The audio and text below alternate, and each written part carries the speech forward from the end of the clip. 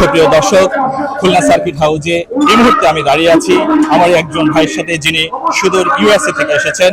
এই তারেক রহমানের ডাকে সাড়া দিয়ে তিনি বাসায় বসে থাকতে পারেননি, তিনি চলে আসছেন তারুণ্যের সমাবেশে। আসলে একটা বিশাল অনুভূতি, কারণ আপনারা জানেন এটা বরিশাল এবং খুলনা বিভাগের ছাত্র দল, স্বেচ্ছাসেবক দল এবং যুব দলের তারুণ্যের সমাবেশ। আমি এসেছি অনেক দূর থেকে। আমি ডালাসের ইউএসএ তে থাকি এবং আমি বর্তমানে কানাডা, নোভাস্কোশিয়া, কানাডা ওয়েস্টের এনপির সভাপতি। আমি খুলনা বিআইটির লালন শহরের প্রেসিডেন্ট ছিলাম 96 সালে, সেন্ট্রাল কমিটির ভাইস প্রেসিডেন্ট ছিলাম 98 সালে। আর আমরা নতুন বাংলাদেশের স্বপ্ন দেখি এবং আমি মনে করি যে নতুন বাংলাদেশের স্বপ্ন দেখতে হলে আপনাকে বেছে নিতে হবে কার হাত ধরে আপনি নতুন বাংলাদেশ দেখতে চান।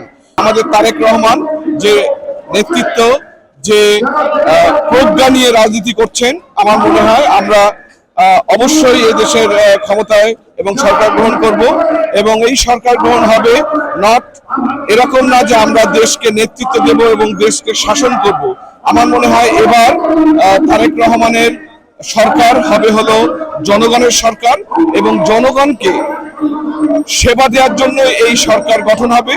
আমরা হব জনগণের সরকার, এটা আমি মন থেকে আশা করি।